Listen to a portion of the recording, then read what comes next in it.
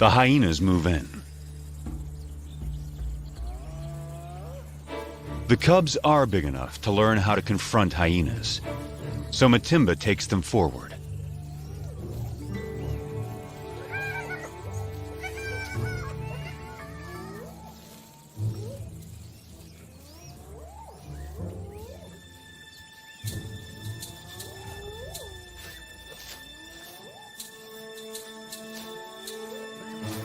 The atmosphere is charged with aggression.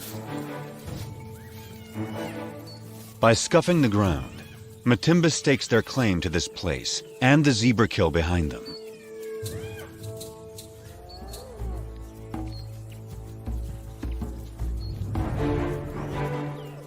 Matimba allows the cubs to lead the confrontation.